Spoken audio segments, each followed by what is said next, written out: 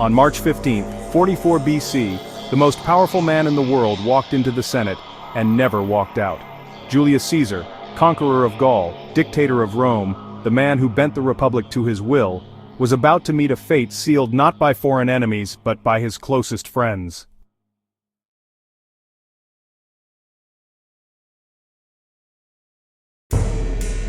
This is the real story of Caesar's final hours, and the betrayal that changed Rome forever. By 44 BC, Caesar was no longer just a general, he was dictator perpetuo, dictator for life. To many Romans, he was a savior, stabilizing Rome after years of civil war.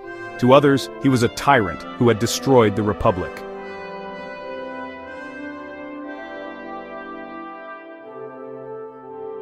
He wore the purple of kings, he accepted honors once reserved for gods, and whispers filled Rome that Caesar wanted a crown.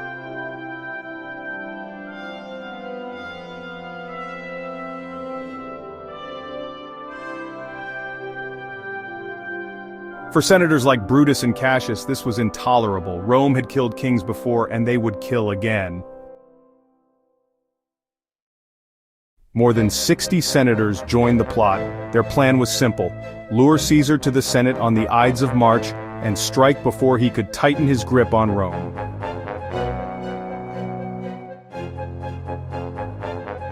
On the morning of March 15th, Caesar's wife Calpurnia begged him not to go. She had dreamed of his death. Even a soothsayer had warned, "Beware the Ides of March."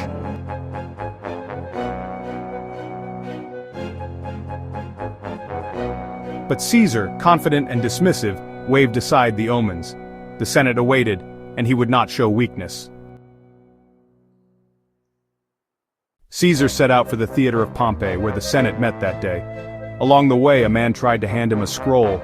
Inside, a warning of the assassination plot. But in the crowd, Caesar never read it.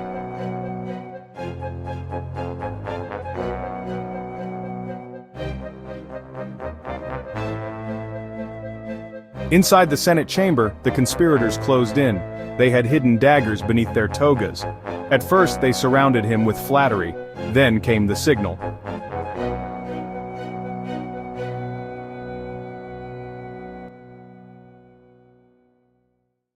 The first strike came from Tullius Cimber grabbing Caesar's toga. As Caesar shouted in protest, the knives came out. According to ancient writers, Caesar fought fiercely, stabbing back with his stylus. But as the blades rained down, he saw Brutus, the man he trusted like a son, raising his dagger. In that moment, Caesar is said to have uttered the words, "Et tu, Brute?" You too, Brutus? Whether he spoke them or not, history remembers them as his final breath. 23 stab wounds. Rome's dictator lay dead at the feet of his rival's monument.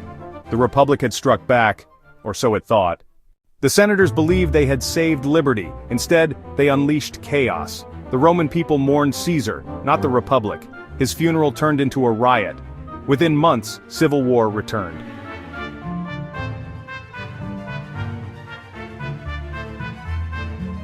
Brutus and Cassius would be hunted down, and in the vacuum, Caesar's heir Octavian, later Augustus, would rise as Rome's first emperor.